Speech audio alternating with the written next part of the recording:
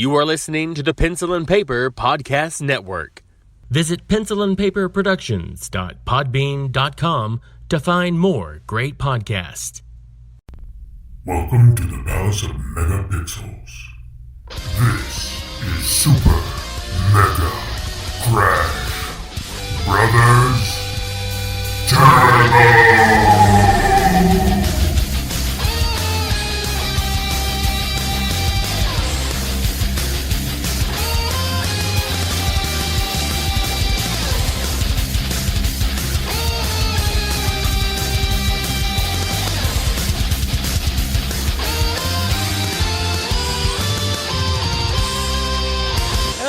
Everyone, and welcome to Super Mega Crash Brothers Turbo. I'm your host, Stephen White. With me, as always, is my co-host, Lacey Finley.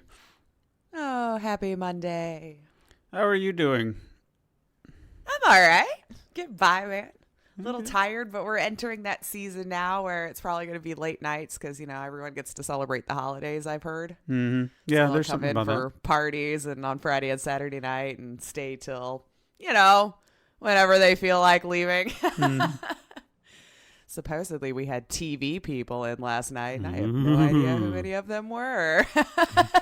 Usually the people behind the scenes, you'll never know who they are. You just see names. Like the one guy was supposedly, like, the lead. I don't know. Like, the server that was with me, like, I guess had seen the show a few years ago. It's, like, on Bravo, something about a boat. I don't know. And, I mean, that she was explaining it to me that I guess, like, these rich people pay to go on this yacht or something. So it's like one of those reality shows. And so I guess like the dude who like takes them on the yacht and does the whole thing or whatever was there, and they were paying for like a meet and greet, you know, and I still had no idea which one it was. So I finally had to ask her. I was like, so which person is it? You know? And she's like, you know, the guy who looks like he's been on a boat. And that was all she said. And I went, all right. I just let it go at that point because I was just like, I don't know. I was trying to figure it out, but whatever. So they had a lovely time and everything was fine and all this kind of stuff. But, you know, I guess people were paying like $500 a ticket for the meet and greet, which isn't ridiculous when you think about it. Like at cons and stuff like that, people pay that all the time for VIP passes and stuff. So I guess, you know, they wanted to make sure they could stay and eat and drink on that tab as long as possible, which Sure. Fair. If I paid that kind of money to meet somebody, I would not want to be kicked out real soon, you know. So to my own demise, it's like that conflict in your head where you're like, oh, I really want you to leave because I'm selfish, but I get why you're here. Yeah. You know, like, yeah, I can at least put myself in the role reversal and go, all right, it's fine, just you know, it's okay. They're having a special moment tonight. So, but yeah, so. Yeah. So I got a shower early to try to like slap my face and get myself going, and here we are. Right. I'll be honest with you. I'm exhausted. I don't know what. Well, I know what's happened this week, but I'm ready for a break. I mean, I love you guys and all, but I'm ready to relax. I mean, you need it every once in a while, like the way our schedules align. It's like we got that one sliver of moment where we're both free, and it's early. Yeah. I mean, although we love doing it. I don't want to make it yeah. sound like I'm sitting here complaining, you know, like, oh my God, you guys are making us get up so early. And you never give us attaboys, you know, or something. Yeah, no, I don't know. It's anytime we take a break and we come back, we're recharged. Our batteries are recharged. Sure. We feel better. And I think we're getting to the point where our batteries are kind of running down, and we just need a break. Everyone needs a break. The holidays do that to everyone. Yeah. I feel like everyone gets more busy this time of year. You've got more family stuff, friend stuff, insert whatever it is that, you know, you have in your life here, and it just gets busy. It just gets busy. I mean, this week, God, let me tell you, I'm gonna rant a little bit about how fun my week has been. First of all, there's something dead in my podcast room. I have no doubt. I walked in this morning and I could smell something that smelled dead. So I have no idea what. I don't know where it's at because there are not many corners in this room that something could just be hiding dead. Can they get in the wall? I don't know.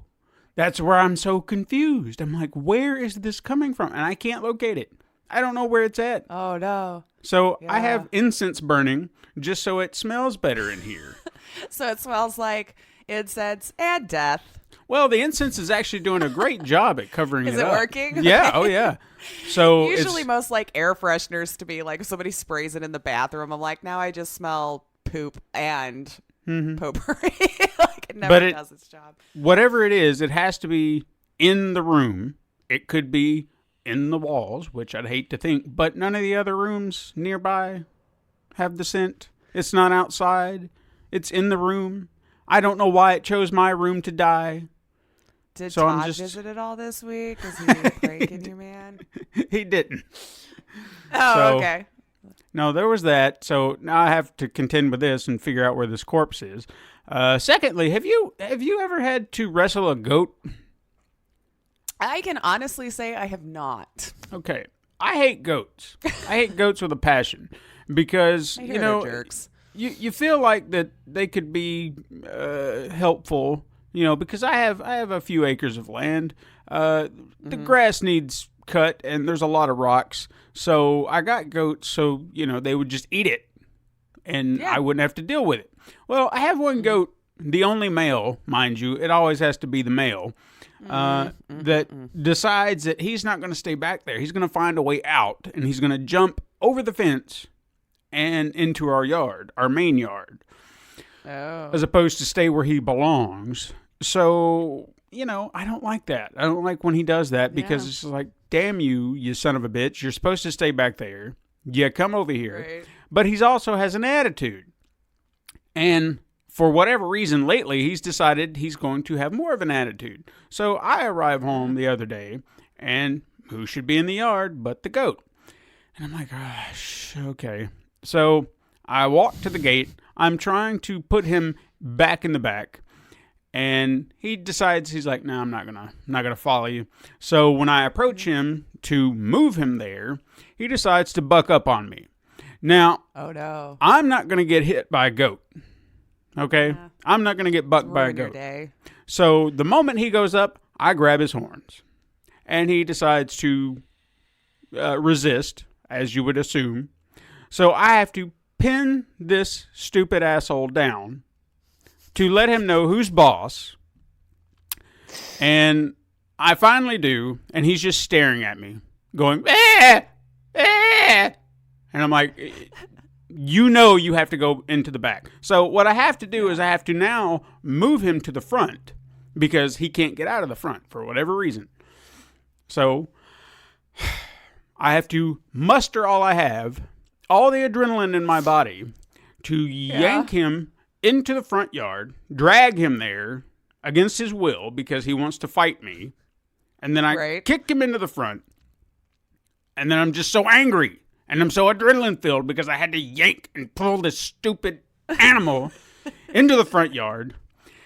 And then I realized that my body does not like this because in the moment, the adrenaline has my body just fueled, you know, and I feel like, "Rah, I'm a monster. Rah." Yeet this goat over my head. Yeah. And then the moment the adrenaline leaves my body goes into pain. I have a cramp in my stomach. I'm out of breath, and I'm sitting there going, oh my God, I can't do this.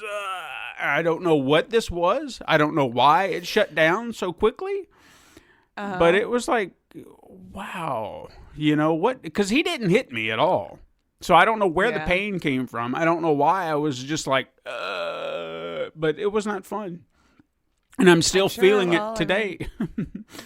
How much does the goat weigh? I feel like he's I don't know pretty how big good he is. sized. Yo, he's big. Yeah. He's big. Yeah. I mean, that could do it. Yeah. I mean, It's especially if he's like resisting ya the whole way, it's causing like your whole body's muscles to like fire to probably keep you upright, keep a hold of him, keep alert. So yeah, it was. I'm in pain right now. See, those are stories I don't get to hear from people who live around here. We don't have wandering goats or anything like that running around in Chicago But see what he does that I'm now- aware of. That you're aware of. What he's doing I mean, now, I'm sure though, somebody has a pet something that like, all right.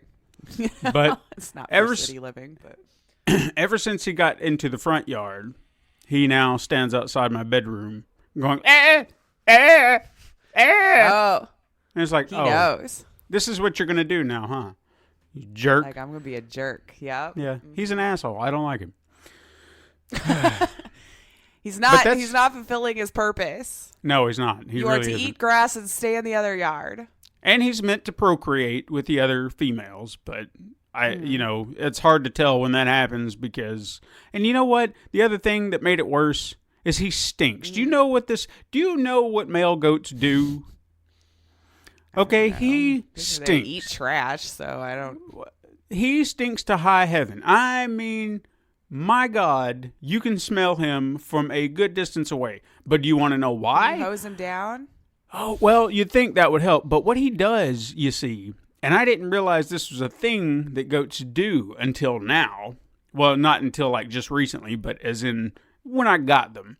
He allows the females to urinate on him.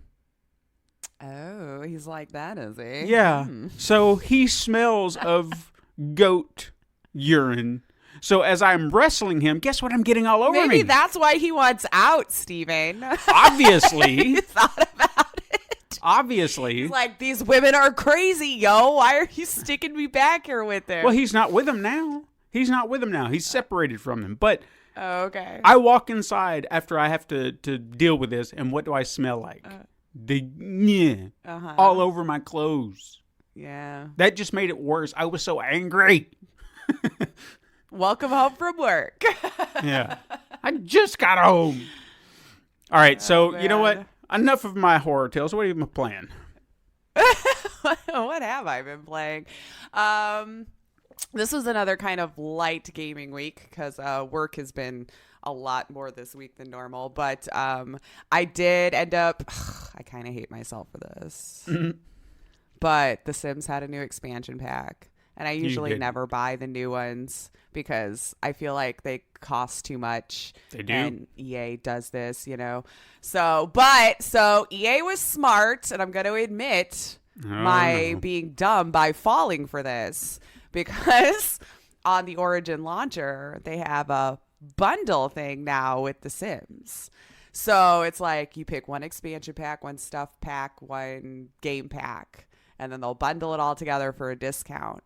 So I was like playing with it because like I don't have hardly any of the stuff packs or whatever because I don't really care about buying just like clothes and stuff like that for my sim. I play PC. I get mods. I don't need to spend whatever the reasoning. But so I bundle them together. I see the price and I was like, I want to play the new one.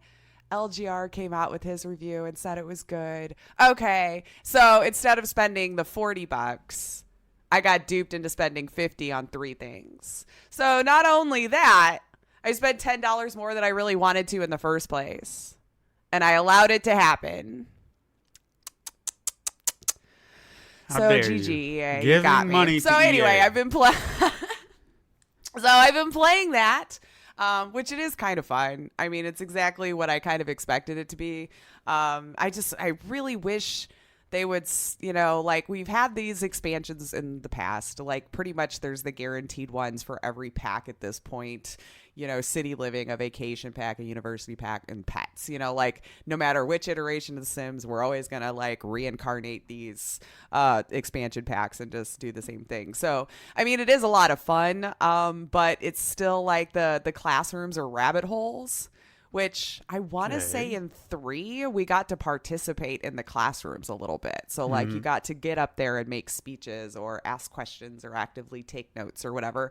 So it's just always weird to me that once we've gotten to the last generation of The Sims, that I feel like the features and interactivity to it have become so much less.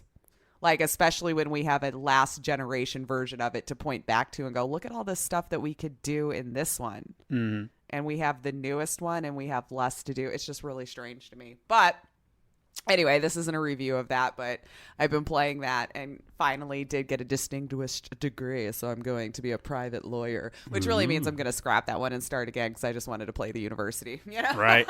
Just see how it was. So that was a sim I just created to just try to get through one sequence of that. So I even like cheated some points and stuff. so I could just get him a couple scholarships and just kind of play with all the new stuff. And then I started this game yesterday called Echo. Which I want to love it because it's a good game. Okay. But I'm so bad at it that I like had to rage quit the game. Like, it's just like, I want to give it one more chance. So I might give it another chance today, you know, but because it is gorgeous. I can't say that I'm really 100% sure of what the storyline is yet, because like out of my frustration fueled rage towards like the last hour of me trying to play it yesterday, I could say that's what I zeroed in on. Because like you're in this palace, it's sci-fi, fantasy, fiction. Your grandpa used to work on all of these different what they called resourcefuls, which is just like clones, I guess. But they were all clones of my character. Okay. So as soon as you actually start running into enemies, there's like this cycle in the game that like the lights will be on, you know, and you're trying to get from A to B, whatever your objective is. And then the lights will cycle off. And then you have like an ability to like, I don't know, light up the room in the dark. So you have like the little outlines of where the enemies and stuff are. So I didn't catch on to this soon enough, which added to the frustration that when the lights were on, since the resourcefuls were built after my character, they were learning everything I did. So if I shot, they shot. If I hid, they hid. But then when the light cycle's off, you're pretty much in the clear. Like that's shutting them down. And so you can go and shoot and do whatever. And they're not going to learn from you, but they're going to remember what you did the last light cycle, right? So it's just like you have to try to not, I guess, kill them in the light and just try to stealth and sneak around. But if they see you, you really only have one chance to break free because I would get surrounded. If you're surrounded, it's over. There's no fighting back, you know? But if one catches you, you have like one chance to escape from that, but then your health bar is so low if you get caught again. But if they learn from me, my only complaint is, why do they get to run faster than me? I don't know. I'm trying to leave and they're just gaining ground, you know? And I'm like, but if you're learning from me, you should not be able to run faster than me. Right. Just a little bit peeved about that, but... And it was way too hard for me to figure out how to like break their line of sight if they did happen to see me and take off after me. So the game itself is gorgeous. The mechanics seem to work really well. So my frustration just came out of like, I think I spent 45 minutes in one little area because I just couldn't figure out which direction to go to break their line of sight because they're everywhere. They were everywhere. And the other complaint I had, which everyone kept reminding me in chat that it was a feature to the game. It was supposed to be that way, but I still don't like it. So regardless, when the lights go off, the game itself almost feels like it's doing a little load scene. So to me, it's just like breaking my immersion that we're having this constant pause break instead of the lights just going off and doing its thing. Like, I get what they were saying, like, for the storyline, like, we are rebooting these things. So I guess technically maybe I'm going to find out later on I'm also getting rebooted. I don't know. Like, that could be a thing for the story later on because I've only played, like, maybe an hour or two of it. But it's just annoying because, like, and I'm in that section right now where it's constantly cycling, maybe once every couple minutes. So... I don't know, maybe if they could have found out a way to do it more seamlessly so it didn't feel like I was constantly just every couple of minutes loading the game into a new thing, that would have been great. But, like, I get what people were saying as to why it was a thing. But I just don't like it. Okay. But I'll give it one more chance because I feel like just because I was having a hard time catching on how to play it, it isn't fair to the game. But after that, though, if I have a hell of a time today, I'm just rage deleting it. I'm not going to lie to you. I don't need that in my life. Understood. I don't need to be getting this mad. But anyway, I think that was it for this week. Okay. So Sims and Echo. So doing nothing to getting really rage induced. Fair enough. It's a nice little whirlwind of emotions from gaming this week. But how about you? I've made some progress on Gravity Rush 2. I'm almost positive I'm like 2 or 3 chapters away from finishing. I feel like there are a few other little side missions and things that I need to do. I feel like that they're like looking through.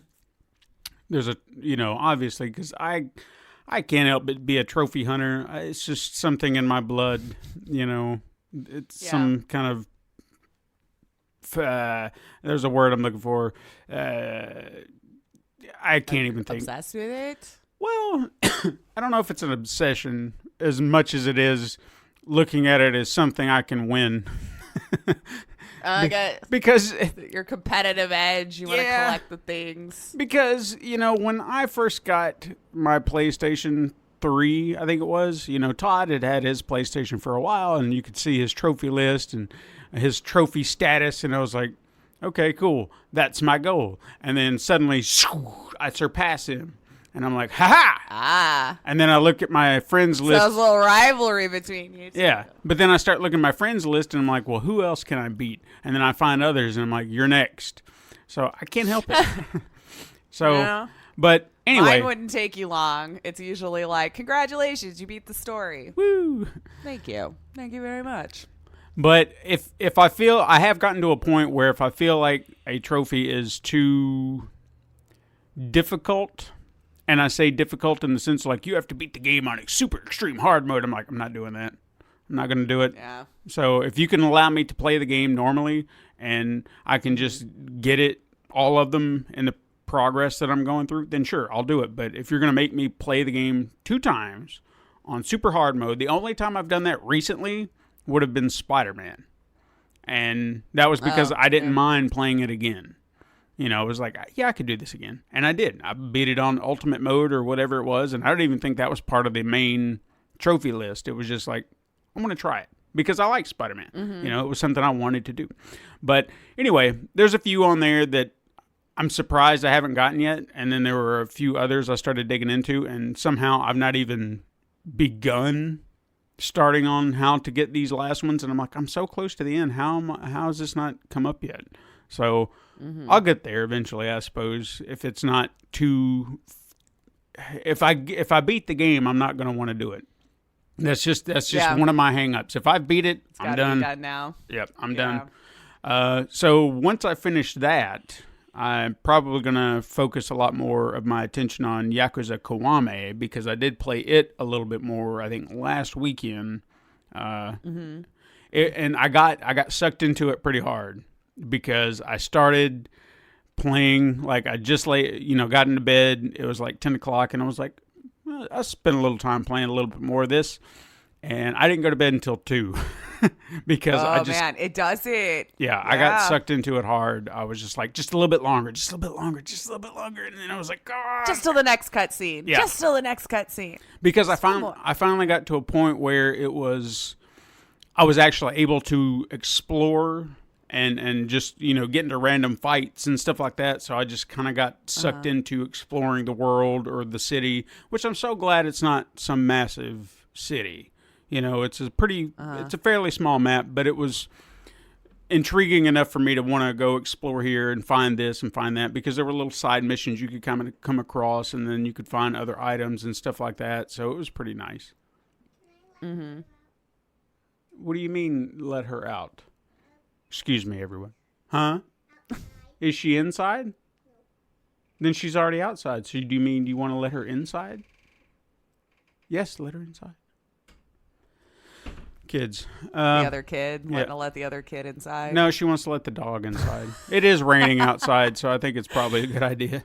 Of course, she probably come in I don't wet. know. I liked that scenario better. Am I allowed to let the sister in? Yeah. She's been out there all night. Yeah, I don't know what to do.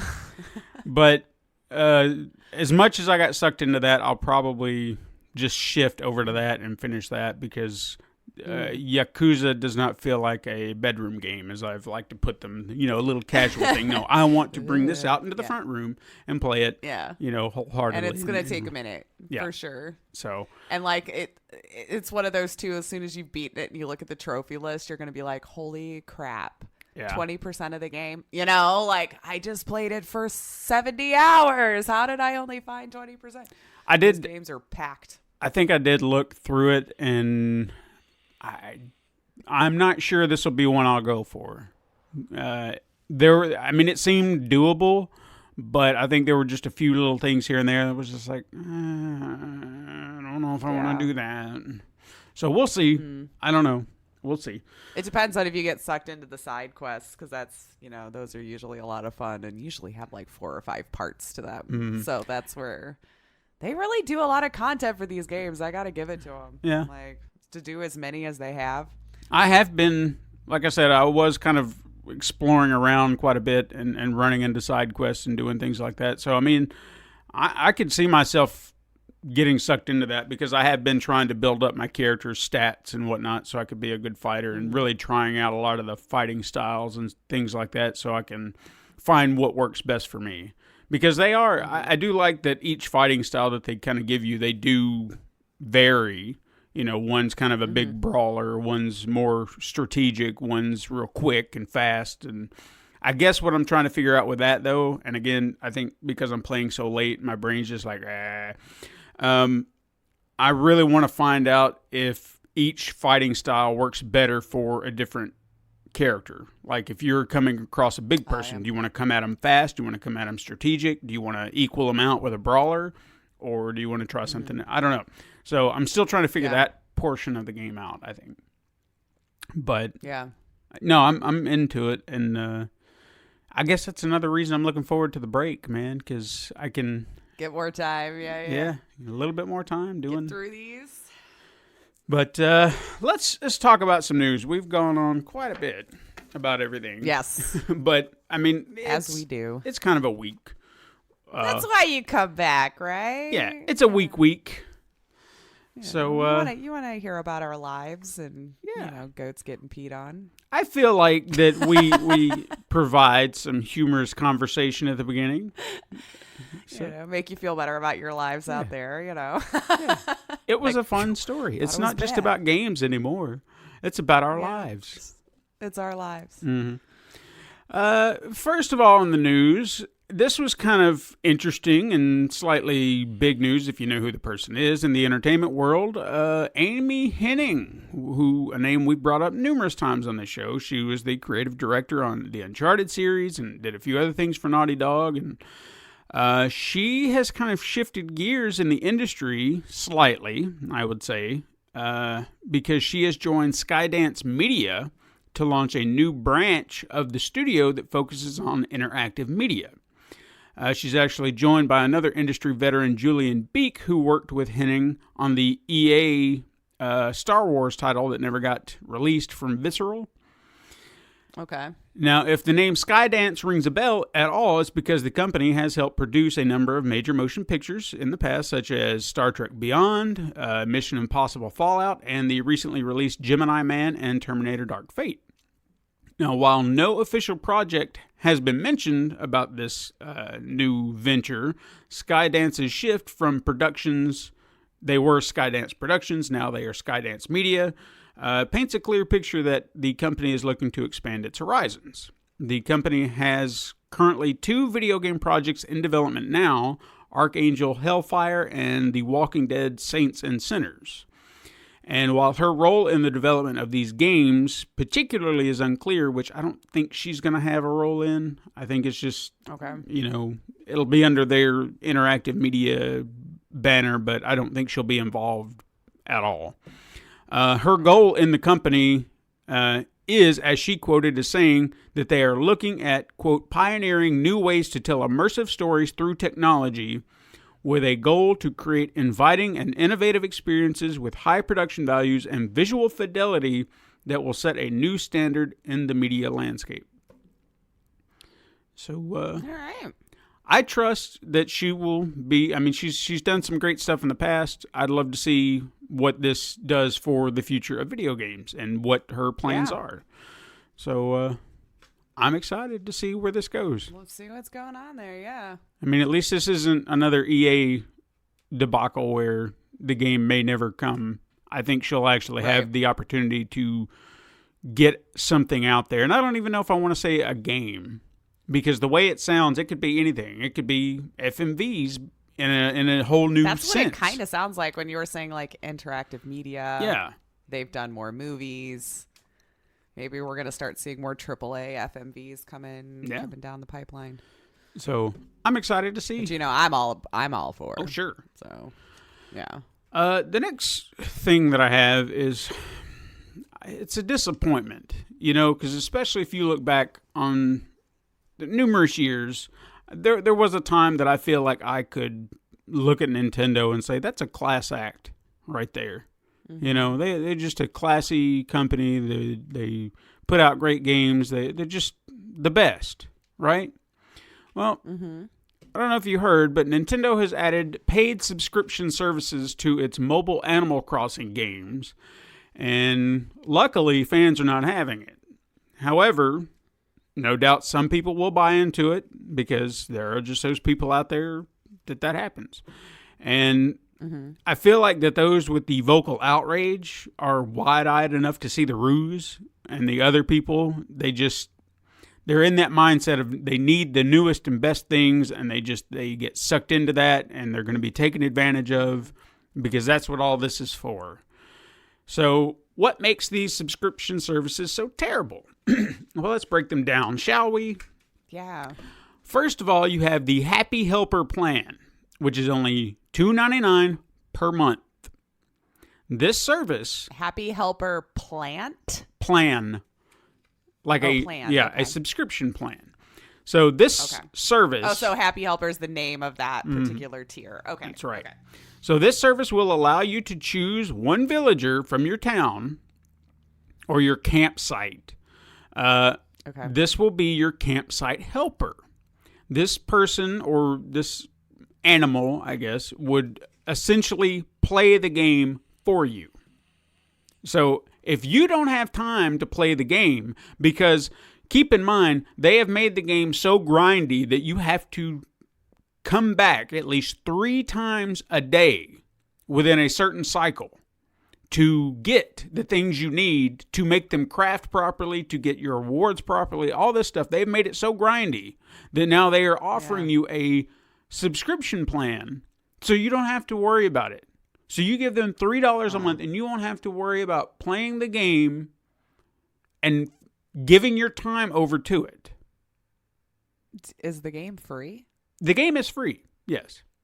But now, if you don't have time to craft all your stuff and you don't have time to come back, $3 a month and the game will take care of itself. Okay? All right. And also, because that makes a lot of sense, you'll also get a monthly stipend of 60 Leaf tickets, which is the game's premium currency that you can go and spend on other things like a fortune cookie, which gives you rare furniture and clothes, you know. But we're going to get into that just a little bit more because you now have the Cookie and Depot plan, which is $7.99 per month. Keep in mind, Apple Arcade, $4.99 a month. Google Play Arcade, or whatever they call it, $4.99 per month. All the free games you want. Full free games. Just keep that in mind. $7.99 per month allows players to choose 5 fortune cookies, which is the game's version of a loot box. Which normally cost 50 Leaf tickets. But now you can have... Per box? Yes. Or per whatever you just said it was called. One fortune cookie will cost you 50 of those Leaf tickets. So if you only pay the $2.99, you're only getting 1. But for $7.99, you can get 5. 5 a month. Okay? 5 a month. Furthermore, players will have the option to choose particular fortune cookies that are no longer in the game. They used to be in the game, but now they're not. Okay, they've pulled them back because it's like, you want these? We're going to put them behind a paywall, and now you can have them. Okay, so now you'll get that rare furniture and the rare clothing that they removed. And you get more storage space for all your junk. Oh, because, you know, they can't offer that up free too. So there you have it. Nintendo, who had a decent reputation at one time, is showing that they are no better. I feel like when it comes to mobile, Nintendo does this quite often. Because didn't they do this like with that Mario Jump World or whatever it was called? Mario Kart. The Mario Kart Tour. But wasn't there like a Mario Runner one? There was a Super Mario Run game, but they offered it up $10 and you could have everything. Okay. Now, it was one of those free to... But that wasn't initially, right? Or was it? Because I thought they implemented that later. I think War had told me that they initially went to like a free to start, and then if you wanted to play more, then you could do that. Now, when I got it, I paid the $10 up front, and I got the full game. So I was just like, cool, Nintendo's offering up a game, full game, $10. Sign me up. Let me try it out. And there was no... Which is what I would rather do anyway. Just exactly. Pay for it and play it. Yeah. But now they've figured out that they can, get more money out of people as opposed to just making people pay it outright and just put everything behind this little paywall per month. And it's Animal Crossing, so it's kind of like a big deal to people, know? Yeah. Mm-hmm. Damn, Nintendo. Come on now. Like, if you want to do a tier thing a month for, like, extra stuff, I mean, for mobile games, fine. I mean, that's kind of the only way you make money off of mobile games. Unless, again, of course, you just let them pay for the game and go about your day. But most mobile games are always free because they know they want you to make these in-game purchases, which ends up making them, like, way more money because you're spending it in over days worth of time, so you're not even thinking. Well, we've had this conversation before. How one got you so bad one month, you weren't paying $1 here, whatever, $1 here, whatever. But they don't usually do it that obviously. Yeah, the way they're making games now. When you hear about these subscription services, it's the grind. You want to work and earn this stuff, but they make it so it's impossible to do it. Yeah. So you're just like, and so you find yourself getting into these emotional states where it's like, well, I've got to remember to come back here, and I've got to remember to come back there, or I'm not going to get it in time, and oh gosh, so they make it so grindy that you're stressing over it, and then you think, well, I'll just pay the money and it'll just take care of itself. I have one that's done it to me now. Like, I've logged in. And granted, it hasn't cost me any money like it could if I wanted to, but like you get these diamonds to be able to spend, and you, if for every day logged in, you get a bonus after so many days. And I'm at like 327 days where I like freak out at the end of the day. Did I remember to log in so I can collect that extra 6? Because now I'm up to 6. Right. I remember to log in, and it's gonna be devastating when I finally do forget.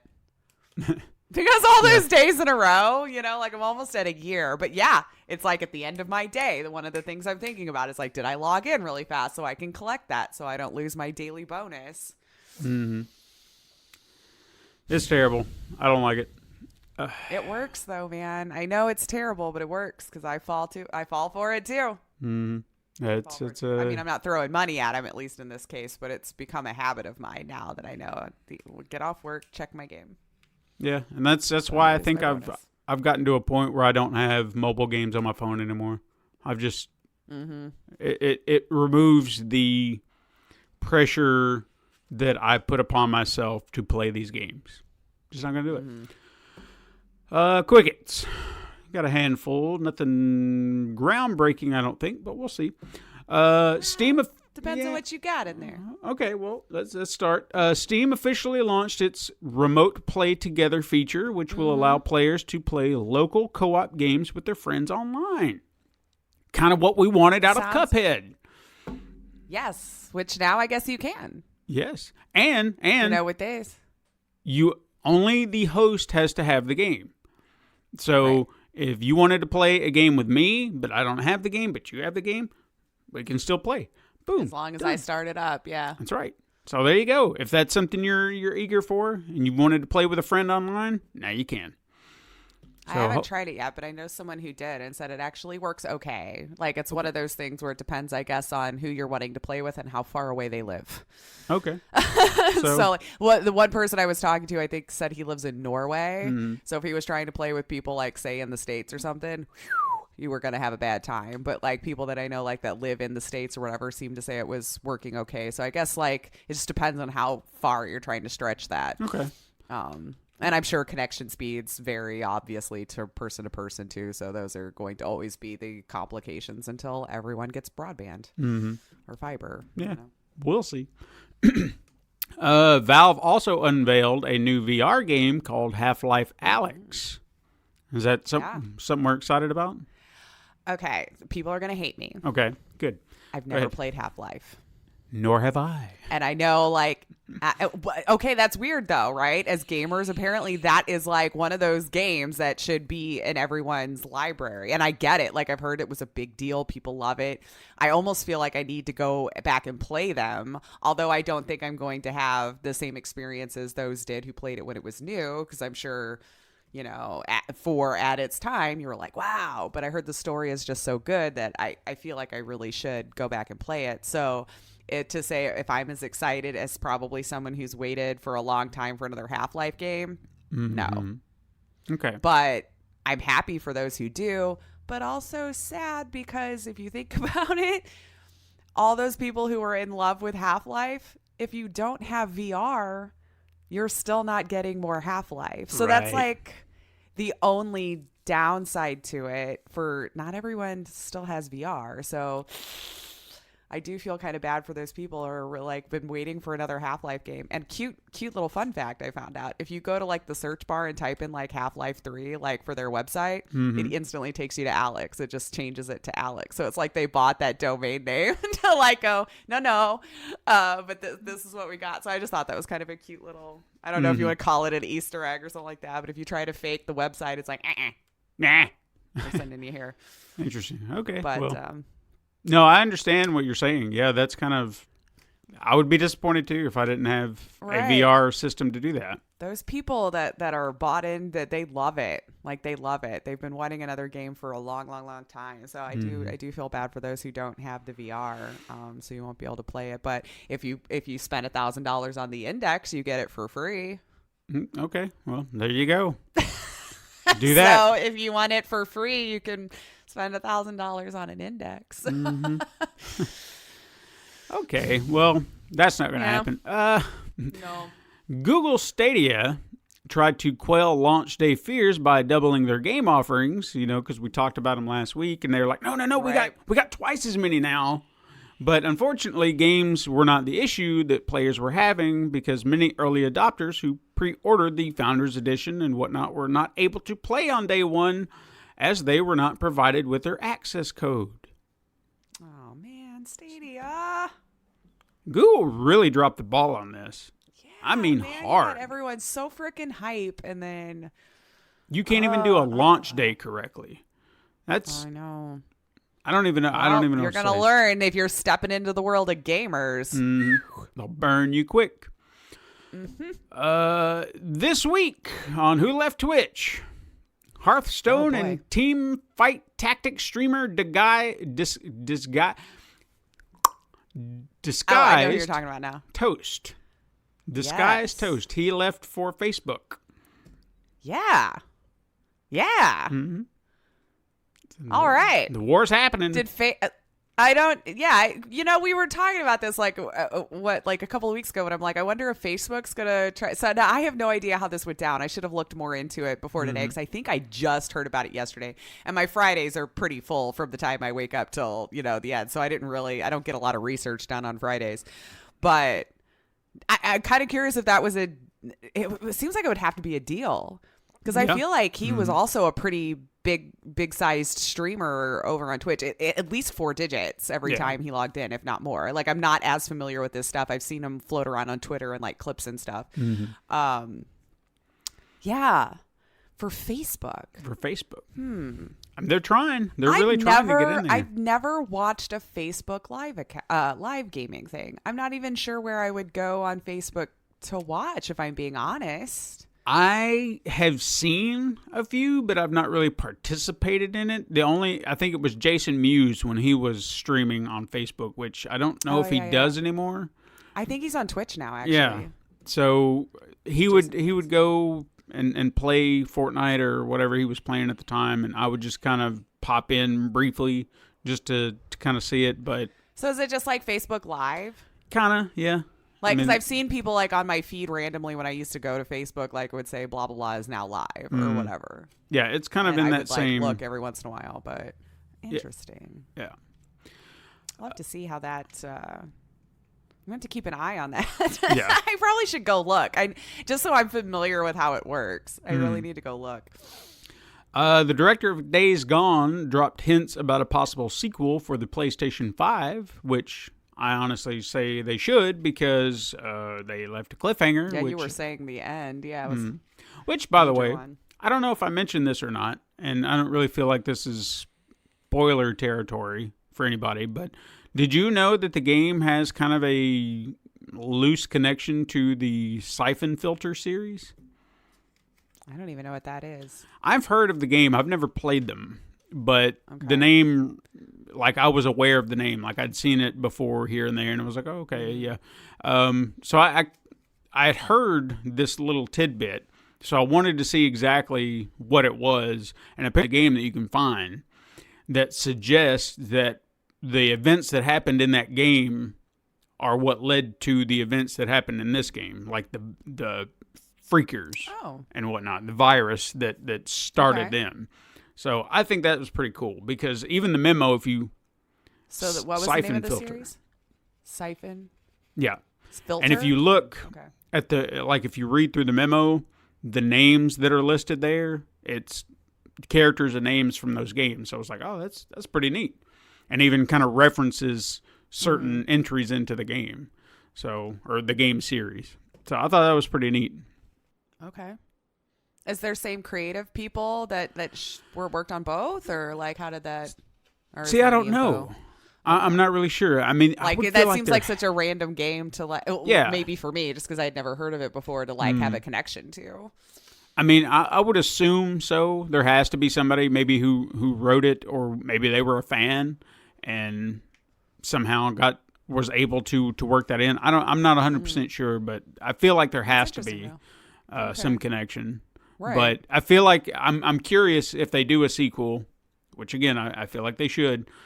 Are they going to try and integrate that more, or are they just going to be like, there was a little Easter egg to let you know it's connected ever so slightly, but we're not going to explore that deeper than that.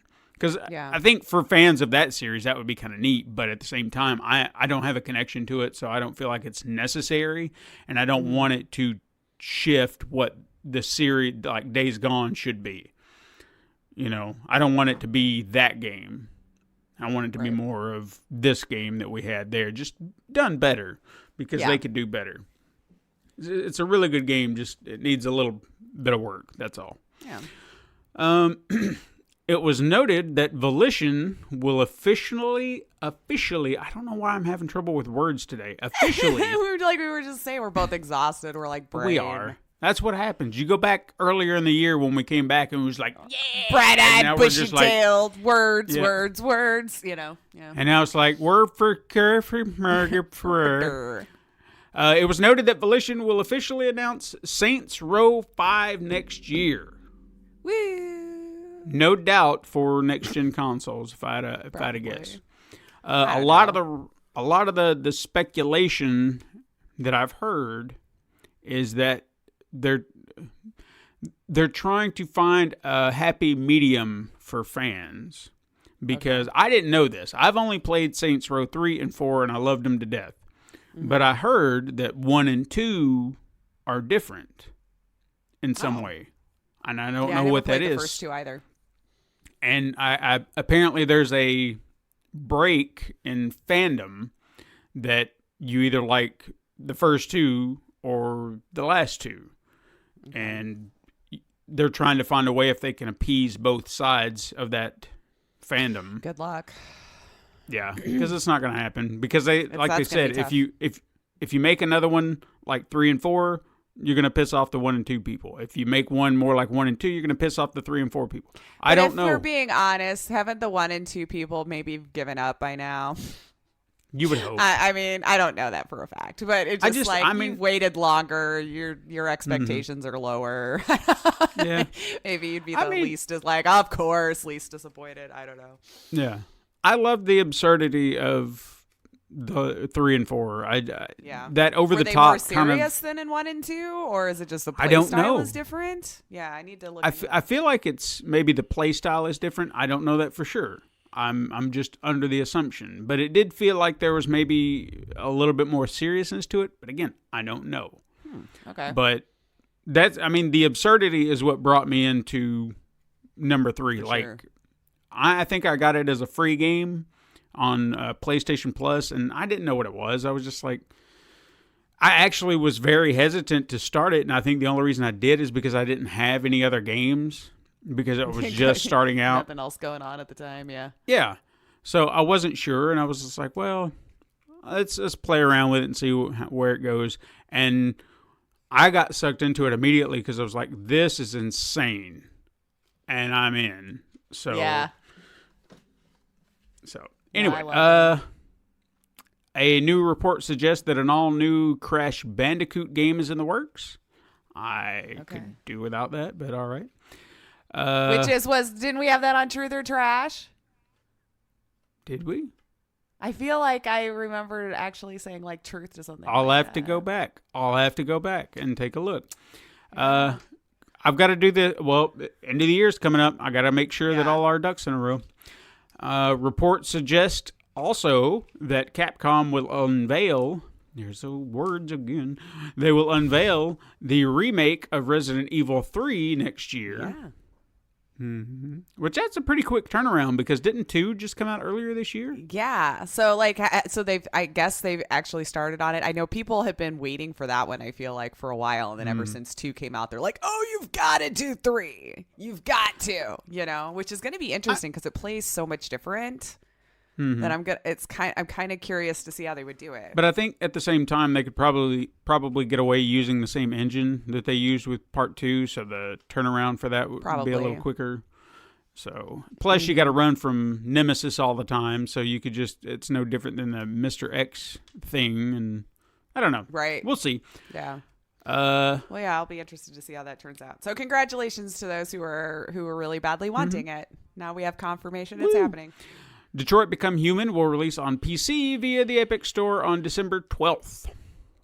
Are you excited? No. I'm not going to buy it again. But I'm happy they're coming back to PC. Because I've been a fan of David Cage since he was only on PC.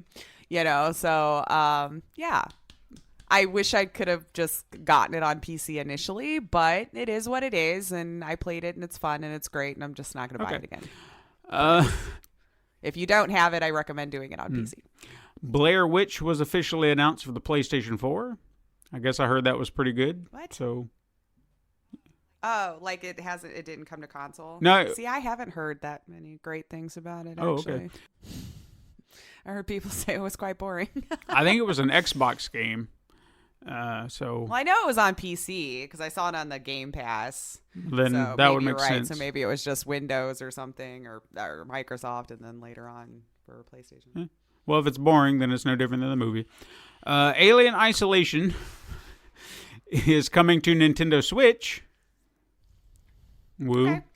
Okay. State of Decay 2 will release on Steam in early 2020. Yeah. Oh, okay. Ubisoft announced Assassin's Creed Gold. Do you know what that is? Gold. Yeah. I'm going to assume it's some sort of package with a bunch of different games in it. No, it's actually an audio drama series coming to Audible. Oh. So that would not have been a guess I had ever. no, who would have thought? Not even a little bit. All right. So an audiobook. Now, have you ever listened to an audio drama?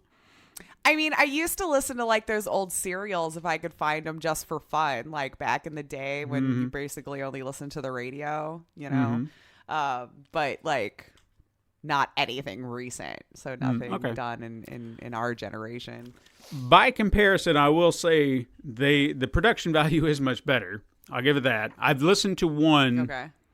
And it was out of sheer curiosity because, like you said, going back to the old ones, it was like, it's Superman, he's flying around, and he flights down, and he drops down onto the city street. But and I then think suddenly, that's what drew me in. I'm like, oh my God, this is great. No. So the one I've listened to was a Marvel podcast. It was called Wolverine, the Long Night. I feel like that's what it was called. I'm probably misspeaking. But anyway, it was a audio drama involving Wolverine. But even though he was kind of the main character in the story, the way they did it, it started off with these two detectives trying to investigate a murder.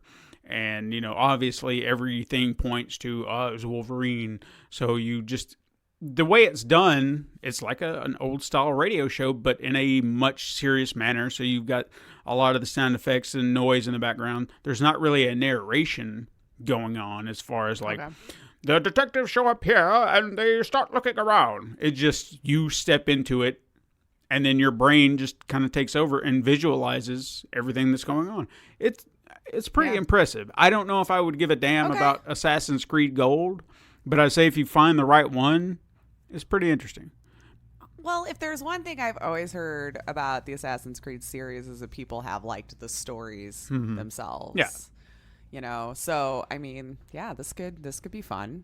I would say at least Wait and see. give it a shot. Maybe or any audio drama. It might not be your bag. I didn't know if I would like that, Wolverine podcast audio drama or whatever, but it sucked me in because I was like, all right, this is kind of neat, especially if you've got your headphones on and you really kind of get immersed in it because the sound quality is so unique. And so you just feel like you're in there, I would recommend listening with earbuds or something like that. So you really suck yourself into it. Have you ever wondered why there hasn't been a Grand Theft Auto movie? No. I haven't either. But the CEO, Honestly. the CEO of Take-Two decided to break it down for everybody in an interview, basically saying that if they did do a movie, they want full control of that production because they don't want people ruining their franchise. But honestly, what are you going to do? What are you going to do in a Grand Theft Auto movie? I don't want to see. I mean, we've probably seen it. Yeah, no doubt. And it just wasn't named Grand Theft Auto. like it's probably been made. Grand Theft Auto movies are borrowing from movies and items from movies. Right? Don't do it. Just don't do it. Mm-hmm. We don't need another bad video game movie. I never wondered, and leave it alone. Yeah, don't do it. Hey, did you hear about all those claims that said that the Sonic redesign cost Paramount and whoever was behind that like $35 million?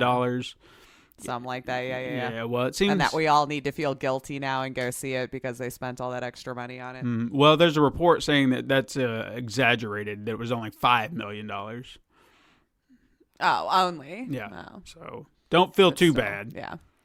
But I mean, everyone loves to exaggerate these numbers. Sure. Do you know how many times I heard people say that Ninja was paid $100 million to switch? Like, do you really think they paid him $100 million for crying out loud? I don't know. You know what I mean? And they'll cycle it like it is the truth. They have nothing to back it up. Some random dude just typed it in and hit send one day. Mm-hmm. Or woman. Or woman. I gotta be fair. Yeah, be fair. Either. So, look, I will say this, and we've talked about this at length before. There is something to be said about a studio listening to fans. I'm not saying they always should. No. But in this case, I feel like that was a smart move. I feel like they should pay attention to what the concerns are. And if they feel like they can right that wrong that they are going down, then do it. If you can't, then you better stick to your guns and hope for the best. That's all I can say. I think a lot of people need to calm down, too, and realize that not everything made is always going to be for you. Yeah. You're not always the audience for it, regardless of what you wanted or not. And it sucks. But it's life, and we need to quit thinking we've got to bully and send hateful messages and all this stuff to get our way. You didn't like that joke someone told? It wasn't for you then. Yeah. You've got to realize that sometimes it's not something for you, and that's okay. Yeah. There's plenty of things that you like that other people don't either, and that's what makes the world so much different, is that we don't have the same likes on everything across the board. Yeah. I'm with you. I think I was actually thinking about that the other day. I think in regards to remakes of films and things like that, there are some movies, and even think about this. I found this to be very fascinating, how some movies were hated when they came out, but now are cult classics to this day. Like, did you know that A Wonderful Life, being the Christmas classic that it is, even A Christmas Story being the Christmas classic that it is today, they were not well received when they released. Yeah. And now you hear people, oh yeah, I love that movie. Oh my God. Perfect example of what you're saying. Yep. It's just not for those people at the time, but people will grow to love it. That's okay. Yeah, that's okay. Yeah. And that's okay. It's perfectly fine. And finally, for some strange reason, an Australian politician leaked information regarding additional characters in the new Mortal Kombat film. He happened to be on set because they're filming in Australia, and he took pictures, and then he sent the pictures to the internet, and then characters that are being reported are now in the movie are Reptile, Goro, Cabal, and Rico. So, there you go. Dang it, dude. Yeah. Hopefully he was allowed to do that. But I will say this. I don't know how true... If you want people to keep filming there, maybe don't leak their stuff. Obviously. I feel like we're hearing way too many characters in this film. You know what I mean? It's starting to feel like every character ever made is going to make an appearance at some point somehow. Is the way it feels. Yeah. I mean, we saw what happened. I don't know if you saw it happen. I remember seeing it happen as the monstrosity that was Mortal Kombat Annihilation, with so many characters crammed into it that it was just like, why are we doing this? Why are we doing this? You know, it just made for a terrible movie. I don't know why we're making it in the first place, but I mean, money. That's just me. Money. But again, it's not for me, and I'm okay with that. Money. I mean, hey, look, I'm all for seeing a new Mortal Kombat film if it's done right. I stand behind that. I find the very first one to be an enjoyable watch for what it is. They kept it simple. They kept it straightforward. You gotta compete in this combat tournament, and if you win, Earth survives. If you don't, it dies. And okay, cool. How many characters do we have? Just the main ones from the first game. Perfect. Right. We don't have to worry about that. All right. Truth or trash? Oh boy. Only got one. Only got one. Okay. Yeah. And we just kind of spoke about Ubisoft and Assassin's Creed, so you're going to get it again. But this time, it's a game because Ubisoft will announce Assassin's Creed Ragnarok by the end of the year. You know what? I'm going to just say true, because isn't it like kind of their MO to do it every single year anyway? Mm-hmm. Did they do one this year? Nope, they were still riding on Odyssey. Oh, okay, then yes, for sure. Because I feel like there was one time they were like, we're not going to do it every year, and then they waited 2. Yeah, so it's about time. It's about time. Yeah, it's about time. I'm going to say true. Okay. Check and mate. Release for like a summer release or something like that. Probably. Release dates. We have on November. This is actually a pretty light week, which you would expect because Thanksgiving is just right down the road, people. Yeah, but I also Black Friday, so I'm a little... Well, yeah, but you're not going to sell great games on Black Friday. The buying mood. So, anyway, November 26th, we have Helmut the Badass from Hell. That sounds awesome. For PS4, then we have Soccer Tactics and Glory for PlayStation 4 and Nintendo Switch. Gas Guzzlers Extreme for PlayStation 4. Overcooked and Overcooked 2 for Nintendo Switch.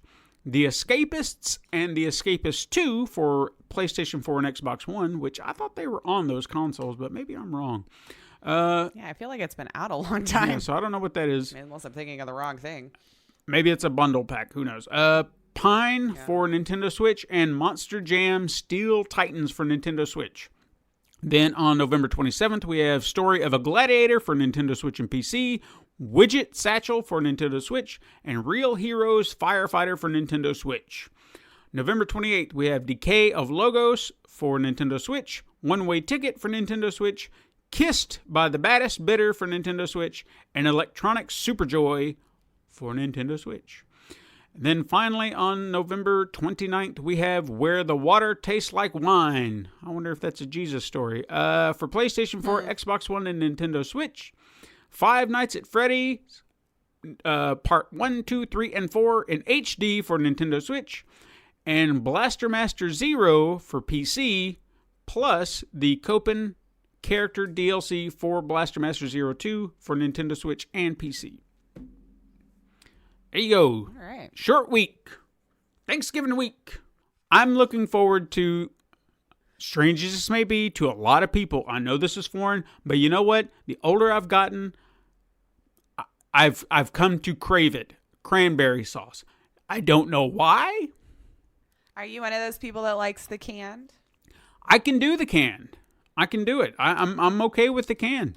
Just as long as I It took me get many years of moving out of the house to realize that it wasn't always just in a can. it. Yeah.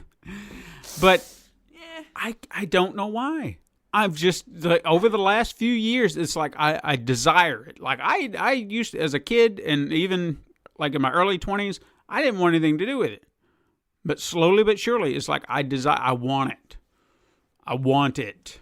Well, you can have it all year round, I'm sure. I know, but it's better with the turkey and the dressing. It's just special then. Yeah. I save it for that time because nothing's better. And if you've never tried this, just give it a shot. If somebody's serving cranberry sauce, just give it a shot. Get a bit of turkey, a little bit of dressing, and just a little bit of cranberry sauce. Chew that in your mouth. It's beautiful. Sweet, I've heard savory. people doing that a little bit, make it a sandwich. I've done that too. You like your biscuits cranberry and rolls or jelly whatever, and just so good. And I know that sounds foreign to people, but God, it's so great. I don't know. I feel like there's probably plenty of people going, yeah, no, I do that. Yeah. Tell me who you are, and we'll bond over it. It's time to play Name That Game.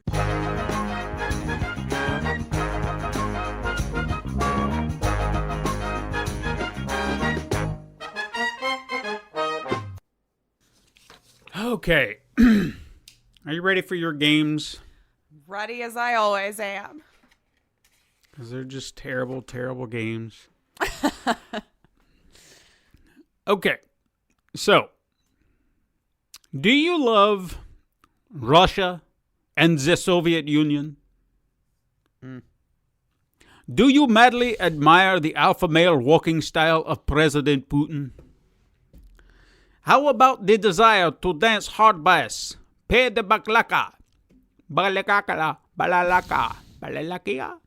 There we go. Ride bears and babushkas. If you are a true patriot, comrade to motherland, and KGB lover, then this unique and innovative game is for you.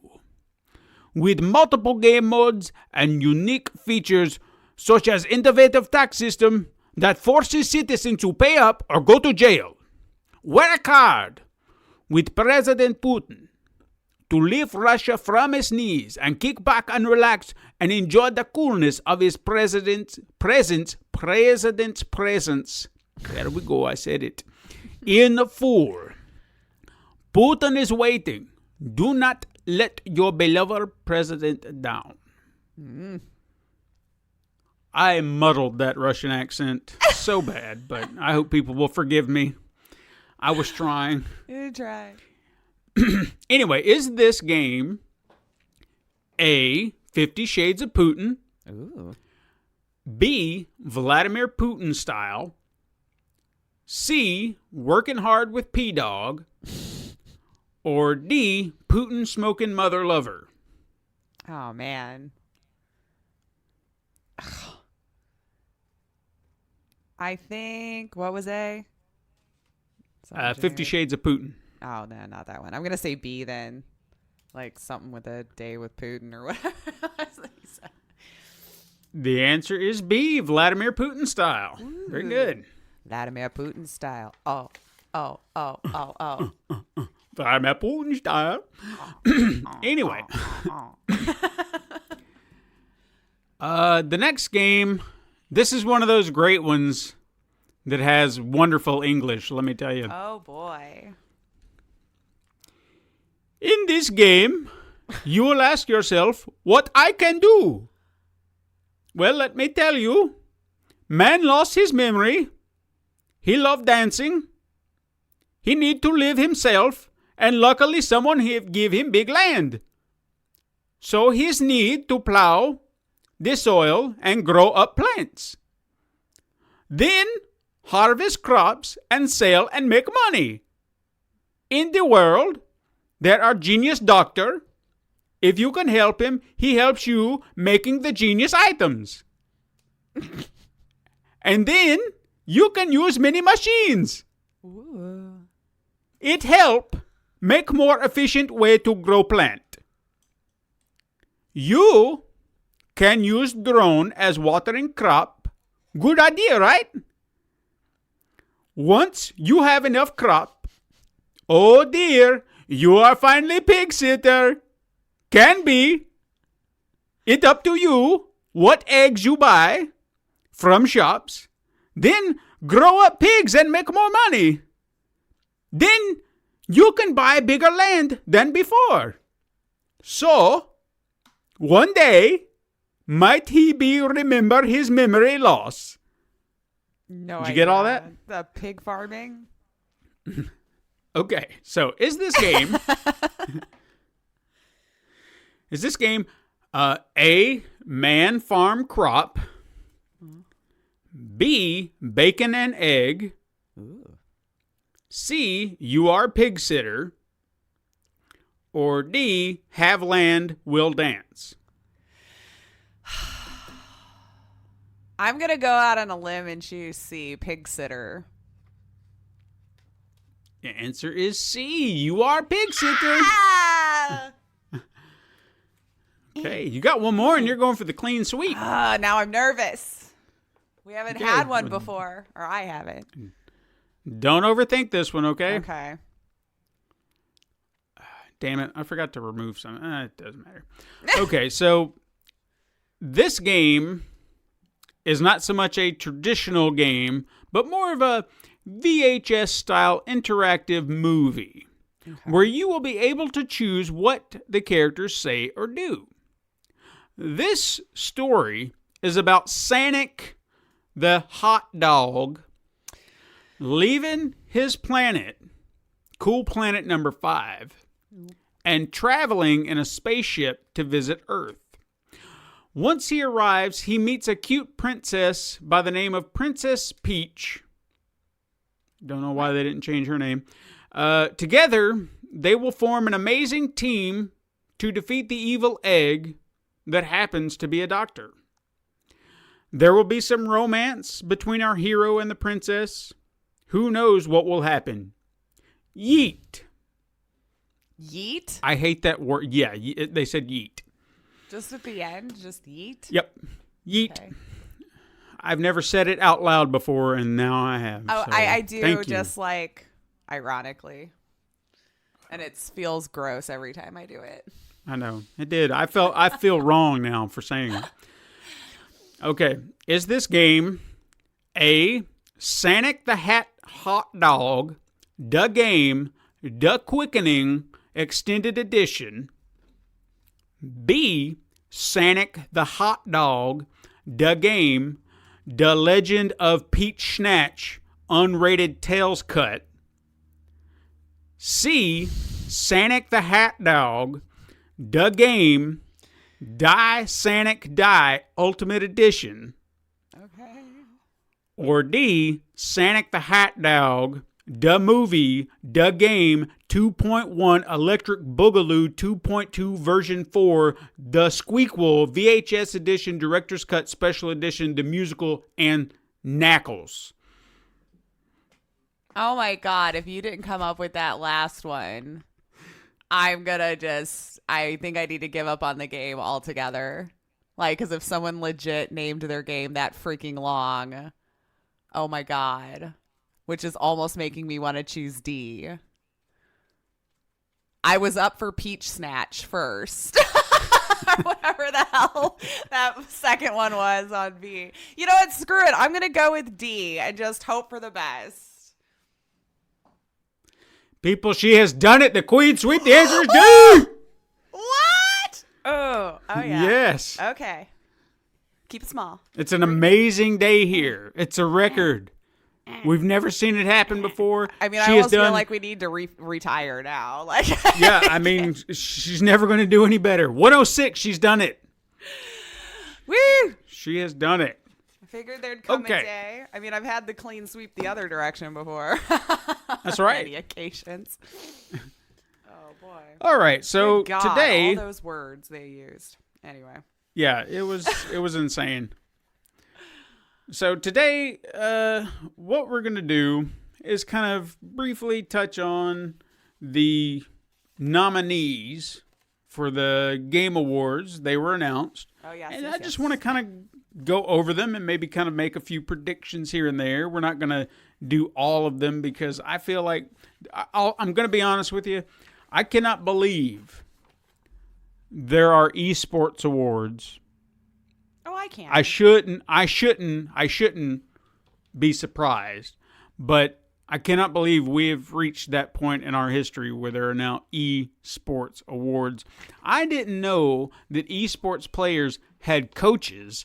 I want to go be a coach so I can get one of these awards because what do you do as a coach? Oh, I don't know. I mean, if all you got to do is give them a pep talk, I can do that. Well, I don't know. There's like stream coaches and stuff like that too. So I don't know. I don't find it that odd. Maybe it's like how to zone in brain exercises to tune out the world around you. I don't know. Yeah, I don't. My But brain I mean, there hurts. are So certain what- colleges giving some kinds of financial assistance for that kind of stuff. What do you call it? Why am I Where blanking was on the this name? when I was a A kid? simple name for what do you apply for? Scholarship. Jesus Christ. Scholarship. Yeah. Anyway, so what I want to do is like I said, we're going to kind of hit some of the bigger things that I feel like are worth mentioning. Because I honestly, if you ask me who the best esports player is, Yeah, I can look over this list and I have no idea who these people are. So I can't say with confidence that I'm giving a proper answer.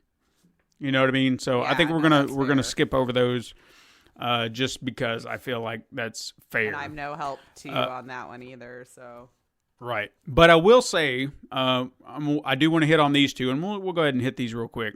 Best esports game. We can kind of give our prediction here because we're aware of what we hear on a regular basis. for So, sure. best esports game. Counter-Strike Global Offensive, DOTA 2, or Dota, Fortnite, League of Legends, or Overwatch. I'm gonna say League of Legends. League I of feel like Legends? that's been like one of the top esports games for a really long time. Okay. I'm going to go ahead and I'm going to give my vote to Fortnite because it's I mean, Fortnite. that's also a good guess. Anything else in here? All right, we'll just leave it at that because again, I don't. Well, you know what? I'll give this one to you. Maybe you know who any of these people are. I'm not going to cast my vote. Content Creator of the Year. Oh, okay. I might. Okay. So there are 5 names. If you know who they are, great. If not, then we'll skip it. Courage, Okay. Dr. Lupo, Ewok, Grefg, okay, Oh, I've and not heard of that Shroud. one. Ooh. No ninja. Interesting. Yeah. Unless there's Wow. another category I missed. Ewok, Shroud, Courage. And there was only that one I've not heard of. Granth, for whatever it is that you said? No, Grefg. Grenth? Okay. Well, No, either way, I don't know who that is. It's like Greg with an F before the last G. Grefg. Oh, that didn't help me, but okay. No. I still don't know who it is. I like how you acted. Out of, who? Maybe Shroud. Okay. So, Shroud. Lay says Shroud. I'll just trust her judgment. Yeah. But I'm I'm sorry actually that surprised we're not. I didn't hear Dr. Disrespect. That guy needs to go Say somewhere. what you will about the guy. I mean, he's definitely an entertainer and a content creator, and he's made a really good living at it. Whether you like his shtick or not, it's worked, and he's done a Yeah. good job at it. You know. Sure. So we're gonna stick to the big stuff, and we're just gonna kind of go through it, give our opinions, what we think, our whatever you call it. My brain, I don't know. Our opinions on it. There you go. Okay, so we're just gonna go down for the what list. little there must be in our head today. There is quite a few, so we're just gonna kind of breeze through it. If we got any comments about it, then we'll say it, and then we'll come back to it after the Game Awards happen, and we'll see if we were right. See what happened. Yeah. So Game of the Year, we have Control, Death Stranding, Super Smash Bros. Ultimate, Resident Evil 2, Sekiro: Shadows Die Twice, and The Outer Worlds. Ooh, that's a tough list. Mm-hmm. That's a really tough list. And I'm familiar with all of them and have played none of them, I don't think, actually. I might say Death Stranding. Really? Like, I've heard so many people in love with it. Now, I understand that I'm working off of a small focus group of people that I personally know. But, and maybe my Twitter timeline is just not full of the people complaining about it. But, yeah. I feel like I've heard some great things in just the world that was built and how well it is. And yeah. I'm going to lean towards Control, because I feel like it's going to be one of those games that maybe people didn't think much of, and then it just kind of comes in and it's like, kapow! I wanted to play it. I just haven't. It's an expensive hobby. We've already said that. So I can't buy every game I want when it comes out. I mean, the rest of the games, from what I've heard, what I've seen, I mean, they're solid entries. That's why I said that's a tough list. Yeah. So I feel like I can't agree with you on Death Stranding. I feel like it's got too much negativity but again, it could be one of those, it's like, you guys don't know, man. You don't know. And then those people who voted went for it. So yeah. Next category is game direction. Pretty much the same stuff we got. Control, Death Stranding, Resident Evil 2, Sekiro, and Outer Wilds. So for direction, maybe Resident Evil 2. Now see, here I would give it to Death Stranding, because Kojima's a genius. Love him or hate him. So, all right, well, we'll go that way. Best narrative. We have a Plague Tale, Innocence, Control, Death Stranding, Disco Elysium, and The Outer Wilds. Damn. See, Disco Elysium, I still want to play. Ooh, this would be tough because I don't really know the narrative of Control.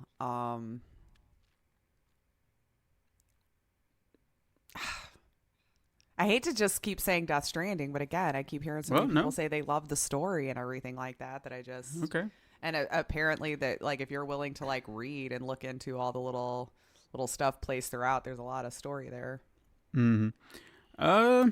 You know what? I think I'll kind of go with you on that, because as far as story goes, I'm not saying that I haven't heard anything, but this is the one where, again, narrative seems to, I've heard a lot of good things Plague Tale about. Innocence was such a good story. So if that made it. Yeah, I'll agree with you on that one. Gosh, I really hope this thing is working.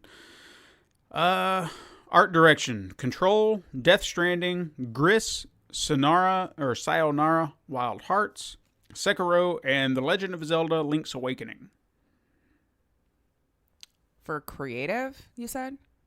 Art direction. Art direction. Ooh.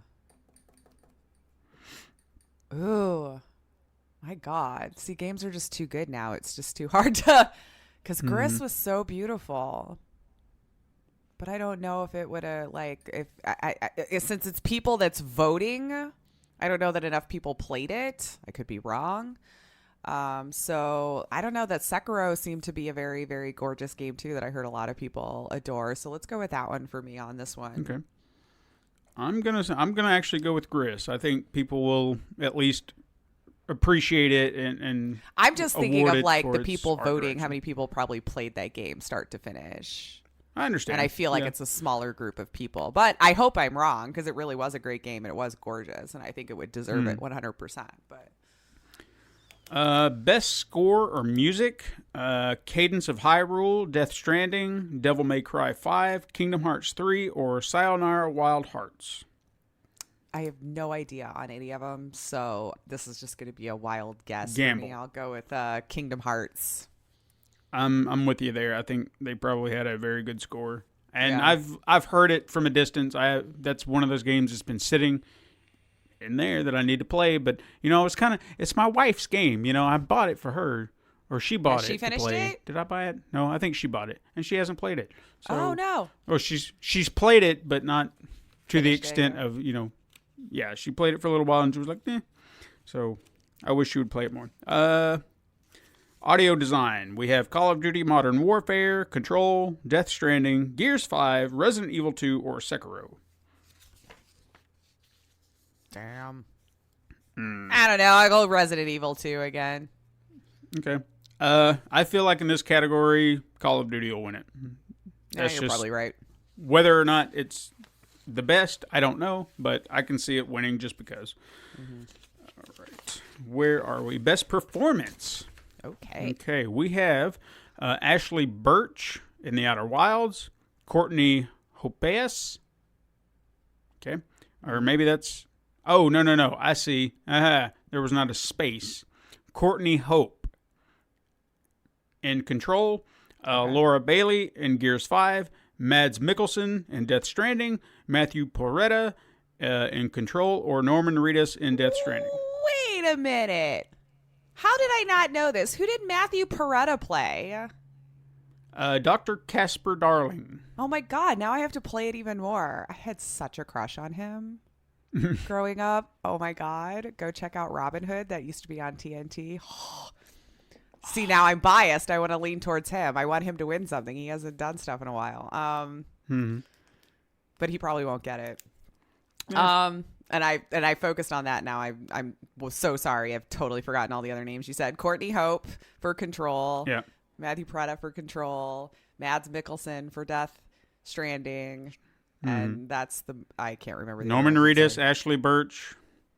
Okay. Just pick a name. Pick a name. I'm gonna. I feel like it's gonna be a Death Stranding year. Let's go with Norman. Okay. Let's go with Norman. Okay. Well, I'm going for Mads Mikkelsen, so we're still kind of on the same page. Okay, I kind of liked him the best, but I haven't seen enough of it to be fair about it. So, games for impact. These are games that have a deeper meaning to them, and I guess are meant to kind of inspire Like something evoke in the emotion. gaming community. Concrete Genie, Gris, Kind Words, Life is Strange 2, or Sea of Solitude. from the people voting, I'm gonna say Life is Strange. Okay. I'm going to go with Gris because I feel like I've heard more about it than I have anything else.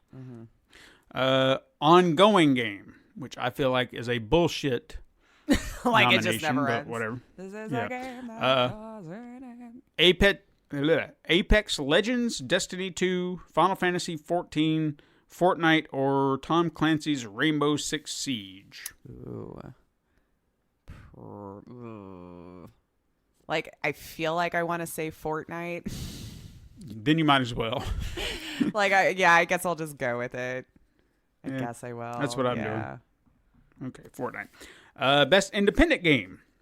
We have Baba Is You, Disco Elysium, Katana Zero, The Outer Wilds, or Untitled Goose Game. Oh my God, I hope it's Goose Game. Okay. Outer Wilds is considered still indie, huh? Okay. Yeah. Let's go Goose Game. Even though I don't think it'll be it. I mean, personally, I feel that The Outer Wilds should get it for being independent and being everything that it is, but I'm kind of with you. I'm just trying to think Untitled in the Goose minds Game. of those who would take the time to vote on something like this. You know what I mean? It's like, that's Well, the shoes I'm trying to step into. My answers are different. Untitled Goose Game was such a surprise hit that I think it'll take And this it's been easy. memed so much. Like, it's like our culture. It's in our pop culture. You know? Like, this is...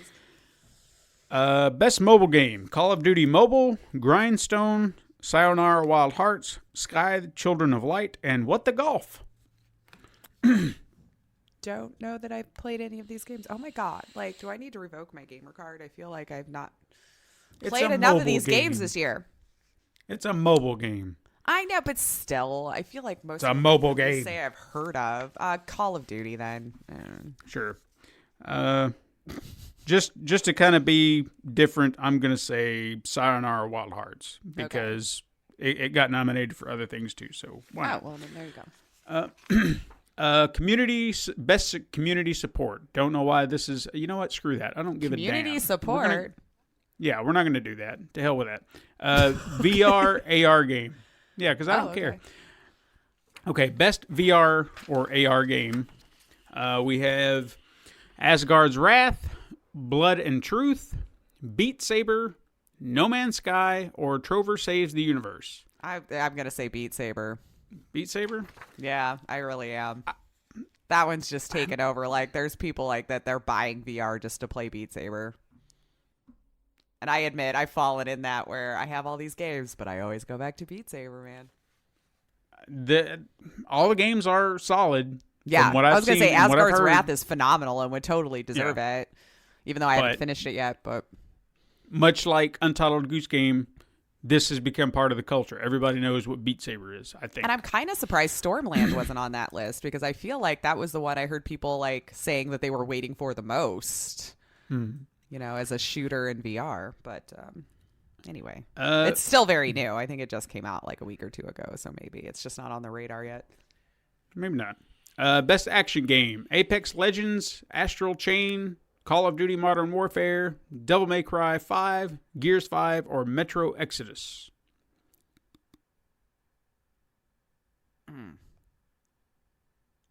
What was the second one again? Astral Chain. Yeah, I'm going to go with that. Okay. I mean, I think it was a Switch game. I'm just gonna go with Call of Duty because people are, sheep. You're probably right. Best action adventure game, which why couldn't it just be adventure game? We just did action game. I don't know. Because you can't have adventure without a little action, you see. Borderlands 3, Control, Death Stranding, Resident Evil 2, or The Legend of Zelda: Link's Awakening. Oh, and Sekiro: Shadows Die Twice. I don't know why I said or before that. Gosh dang it. Death Stranding. Okay. I'm going to say The Legend of Zelda in this case. Just, why not? Why not? I'm sure they're all great games. Best RPG. Disco Elysium, Final Fantasy XIV, Kingdom Hearts 3, Monster Hunter World Iceborne, or The Outer Worlds. Ooh. Outer Worlds or Final Fantasy. Ooh, because I know people love Final Fantasy. I'm giving this to Outer Worlds. I feel like it needs to win something. Yeah, I kind of want to lean that way because especially since it's new, it's fresh in people's minds. They probably just beat it. Yeah, let's say Outer Worlds. Best fighting game. Dead or Alive 6, Mortal Kombat. Jump Force, Mortal Kombat 11, Samurai Showdown, or Super Smash Bros. Ultimate. Ooh, and then you threw in Super Smash Yeah, Brothers. this is where I'm torn. I'm still, I'm going to say Smash, actually. I think I'm going to say Smash. Well, in the spirit of being different, I'm going to say Mortal Kombat, just because I feel like if there's a... That would have been my other guess. Split down the middle, that's where it's going to be. Because people talk about Smash all the time. We're still talking about DLC characters and whatnot, and same with Mortal Kombat. So, yep. I don't feel like we've heard anything about the others. But maybe I'm just not looking hard enough. I don't know. I feel like we've narrowed it down, and I totally would have gone Mortal Kombat too. I wouldn't be surprised either way. Best family game. Luigi's Mansion 3, Ring Fit Adventure, Super Mario Maker 2, Super Smash Bros. Ultimate, or Yoshi's Crafted World. See this? I'm going to go with Luigi. Okay. I'm going to go with Smash Brothers here. I feel like if it's going to win something, this might be it. Strategy game. Age of Wonders Planetfall, Anno 1800, Fire Emblem 3 Houses, Total War 3 Kingdoms, Tropico 6, or Wargrove. I think I'm going to go with Anno. Anno? Okay. Yeah. I feel like it might have been removed from people's minds maybe because it was like earlier in the year, I feel like. But, yeah. I'm just going to say Fire Emblem just because I don't know what the hell the others are. Best sports That's fair. / racing game. We have Crash Team Racing Nitro Fueled, Dirt Rally 2.0, eFootball Pro Evolution Soccer 2020, F1 2019, or FIFA 20. These all sound horrible. I've only ever heard of FIFA too. Like, really? I feel like I would have heard of more. Yeah. I mean, Dirt Rally, I feel like I have heard of. I'm just going to go FIFA because why not? Yeah, I feel like I'm just going to go FIFA because, that seems to be one of the top selling games, worldwide. Okay. Multiplayer game. Apex Legends, Borderlands 3, Call of Duty Modern Warfare, Tetris 99, or Tom Clancy's The Division 2. What was the first one? It's Apex Legends, right? Yeah. I want to say either Apex or dang it. Lise, my brain. I know. You just said them. The second to last. Tetris 99. Oh. I'll go Apex. Okay. Or I think it was Call of Duty was the one I was back and forth Yeah. between. So it's probably Call of Duty, but I feel like Apex still has a lot of life in it. I still see it played quite often. Well, I feel like as far as multiplayer games go, Apex Legends, I would agree, does seem to have a lot more going for it. So I'm going to go with that too. Mm-hmm. This is the greatest, the last and greatest category is the fresh indie game presented by Subway. Oh, boy. So I'm not sure who they are giving this to because it says the fresh indie game, but the way these categories are laid out or how the nominees are laid out, it's like they're awarding just the studio, not necessarily the game. So I'm just going to say the game because I feel like we're saying fresh indie game. We should say the game. So anyway, is it or will it be Disco Elysium, Gris, My Friend Pedro, The Outer Wilds, Slay Spire, or Untitled Goose Game? Slay the Spire. Oh, this is a tough list.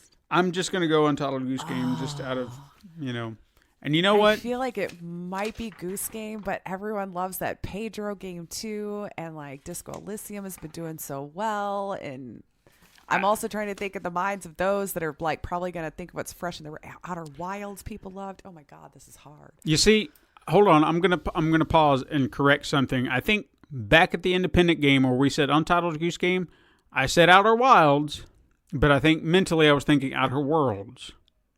Because for some stupid reason, we have these two games that have very similar titles. And they came out so close together, They really did. and truly. Yeah. So Outer Wilds is space different. game. No. Outer World is space game. Well, Outer Wilds is in the space too. Is it? Oh my God. I've Okay, seen so it played, but it's not played the same way at all. Fallout you know in Space is Outer Worlds. Let's just say it that way. Okay. Yes. So there we Yeah, go. there Okay, you so go. this is not Fallout in Space. This is Outer Wilds. Outer Wilds, whatever the hell that is. But I remember people really love that game too. Yeah. And But I'm Untitled Goose Game. yeah, you're right. I'm just gonna go Goose Game. That took over so hard. It did. That Jesus. All right. So that does it for our nominations. Our expert opinions on who we think will win. so expert. Yeah.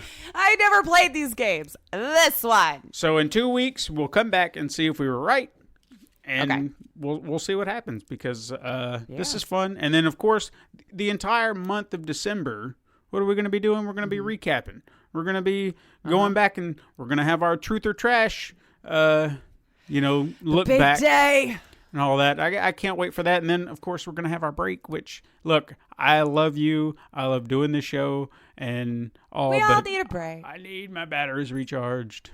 Yeah. And working on so many other Steven's things. burning the candle at both ends. So I know. yeah. I mean, even doing my other podcast too, I'm really starting to wear down, and it's to no fault of anybody but me because I always work overtime and I can't help it because I do have fun when I get there and do these things. Yeah. It's just, It's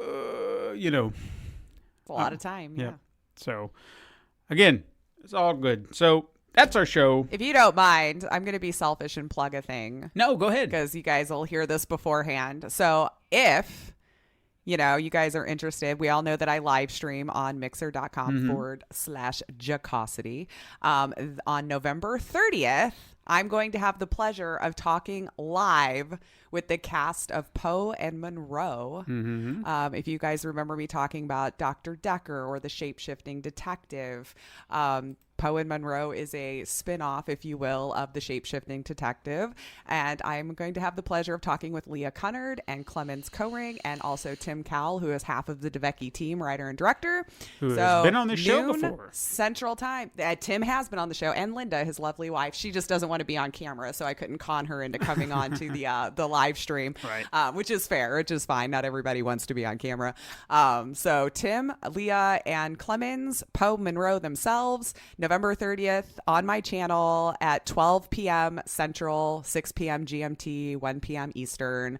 I would love for you to come out and get to ask some questions to the cast. We're going to try to keep it at exactly an hour, so it's not going to be one of those things you can float in and out for the 4 hours that I would normally stream.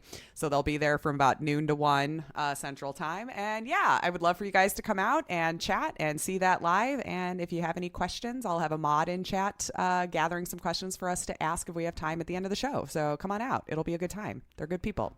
And this is the first time they've both done a live interview together, Leah and Clemens, to my understanding. So. Nice. So you heard it here first, people. You're going to get to see these actors and their director live on her channel on November 30th at the time she mentioned. Yep. Links will be in the description as they are every week. Mixer.com/Jacosity. All you got to do is click that link and you go straight there. Follow, subscribe, do whatever you want. But hit us up sometime on Twitter at Super Mega Crash. Send us an email at supermegacrash@gmail.com. Ask us a question. I will say this. We've had questions several times already on Kaiju Weekly. I would like some here. Maybe we're just too good at covering everything. And they're like, I can't think of a question. You guys have already touched them. I mean, like, really? Have I not gotten anything incorrect and you just wanted to yell at me about it? Like, really? I mean, maybe it's just different sets of fans. Maybe video game people just are not vocal, and Kaiju fans, they've got... Really? Yeah. Unless they're complaining. Maybe they have nothing to complain about. They just love us from a distance. Too good at this. I don't know. Just send us an email or send us a tweet saying how much you love the show, or just say, hey, what's up, dog? Or whatever. Just anything. So I'll read it out on the show and your name and everything. It'd be great. Yeah. Put Eid in it a lot. He loves to say it. Mm-hmm. And you know what else you could do? You can don't do that to me. You can ask us any question you want. Doesn't have to be video game related. You could be like, hey, question for Lace. What do you like to do in your spare time? And she'll be like, what spare time? So, you see? Sleep. Yeah. So just ask us anything. We'll answer it. We're personable people. Also, don't forget to find us on Instagram to view our weekly icon art, which I still haven't done, but I probably have done by this time. You're listening for 105, but I'll get it. I'm sorry. I'm just so busy. Support the show by pressing a like button, leaving reviews on your preferred platform. You can even go to patreon.com/pencil and paper productions. I would also recommend that if you've never heard of Podchaser and you love podcasts and you want to support us there, you can go on there and hit a like button. Just look us up, Pencil and Paper Podcast Network. You can find Lace and all the shows she's been on. You can find me and all the shows I've been on, and all these things. Just follow us there. All of them. Spoiler. I'm trying to keep up with our profiles and letting people know where you can find us. So, it's good stuff. With no help to me, by the way. So all of the attaboys to Steven. I have not done any profiles for myself. No, I created her I won't say a profile. It's a creator, so you can claim it if you want. But okay, it's just, I probably should do that. Yeah, it's just I've created you, and people know who you are. And then they can say, oh, so she's been a host on all these shows right here. Cool. And I have to select every show, Do you now? Yeah. Oh, damn. It's a tricky beast. But I've got it. People can keep up. Well, thank you for your work, man. Well, thank you. Also, tell your friends to find us, as we said, on the Pencil and Paper Podcast Network, found on Apple. Oh man, if I can't even get through this properly, then it's all downhill from here. I'm telling. Tell your friends to find us on the Apple. Jesus Christ. Apple Podcasts, Podbean, Spotify, Google Stitcher, or wherever you find your podcasts. And even youtube.com/Pencil Paper Productions. You know, you have complimented me so many times on doing this and doing it so well, and I finally botched it because I'm tired. I'm exhausted. Thank you so much for listening. I am Stephen White. I'm Lacey Finley. Join us again next time, Super Mega Crash siblings. But until then, game on.